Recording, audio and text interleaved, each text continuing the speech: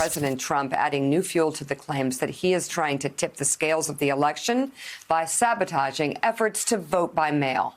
He went on the record yesterday admitting that he opposes additional funding for the post office because it would help mail-in voting. They want $3.5 billion for the mail-in votes, okay, universal mail-in ballots. $3.5 trillion. They want $25 billion for the post office. Now, they need that money in order to have the post office work so it can take all of these millions and millions of ballots. Now, in the meantime, they aren't getting there. By the way, those are just two items. But if they don't get those two items, that means you can't have universal mail-in voting because they're not equipped to have it. If the post office, if they're not going to approve a bill, and the post office therefore won't have the money, and if they're not going to approve a big bill, a bigger bill, and they're not going to have the $3.5 billion for the universal mail-in votes, how can you have those votes? Why not put more resources and more money yourself? Find a way to do that to make sure there is a... Well, they can do it very easily. All they have to do is make a deal. If they make a deal, the Postal Service is taken care of. The money they need for the mail-in ballots would be taken care of if we agree to it. That doesn't mean we're going to agree to it, but all they have to do is make a deal. So Trump is ostensibly saying there that he's leveraging voting, vote by mail, but really voting because for many at-risk people, for many people, this is the only way they can safely vote in November, and we're going to be hit extremely badly in the fall. All scientific models predict that. So he's leveraging a fundamental core American right in negotiations with the Democrats. That's what he's saying he's doing. And on paper, sure, the funding for the USPS is part of the stimulus bill negotiations. But he's already started with these cuts to the Postal Service, and he appointed a massive Republican donor, Louis DeJoy, who's been making cuts to the agency for months at this point. So you can't in good faith say that what's happening now is a part of stimulus bill negotiations when behind the scenes, the Trump administration has been trying to restrict vote by mail for months now. And Trump and his wife, I believe, Melania, are voting by mail. It just came out and reported yesterday.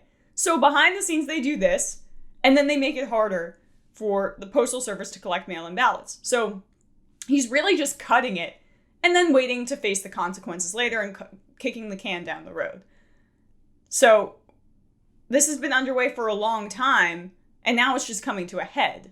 The U.S. Postal Service plans to remove hundreds of high-volume mail processing machines from facilities across the country, leading some postal workers to fear they may have less capacity to process mail during election season, which Trump basically just said was the purpose.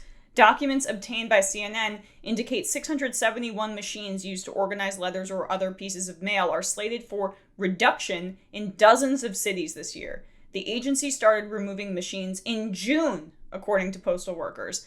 While the reductions come amid decreased mail volume this year and are described by some postal offices as making the service more cost-effective, bootlickers, the effort overlaps with other actions implemented by the Postal Service that workers have blamed for delivery delays.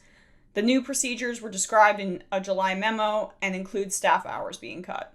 But there have also been mass mail delays because of the pandemic. We saw that earlier on in March, April, June, more so. There's no purpose for doing this. Oh, right, budget cuts. We're trying to make this more cost effective. Except that there's going to be a surge of mail-in ballots, and those machines are going to be necessary. It's not an oversight. Trump expressly said it there in the press conference that this is a part of his own strategy. It's really sick, and there's no way to disprove his voter fraud claims to like the average person. Yes, you can look in studies and say, oh, it's extremely minimal, and this is overplayed and ridiculous, and Trump is voting by mail, whatever. But he just puts the conspiracy theory out there and lets it do its work. Lets it infect people's minds where they go, I don't know, he's saying this. Maybe it isn't safe. Maybe this does make sense. We're having a false conversation. That's what's so frustrating about this. this is not a conversation about voter fraud. This is not the purpose. So it's really sick because it's always about suppressing, it's about suppressing the vote. But Trump is pretending it's a separate conversation, and people who don't know any better engage in that separate conversation, and it's propaganda. That's really what it is. So I don't know what we do here, but Trump is holding firm in these negotiations that the White House has taken over with Meadows and Mnuchin, with Chuck Schumer and Pelosi. This has to be included because I can talk till I'm blue in the face about how Biden just needs to sit in his basement and hold on to this lead and he'll be fine, and how Trump's strategy is horrific. That's true. And I believe if the election were held today in good faith, Biden would completely destroy Trump. But there are all of these things behind the scenes that I can't account for, like voter suppression and stealing the election. And it becomes more and more of a clear possibility by the day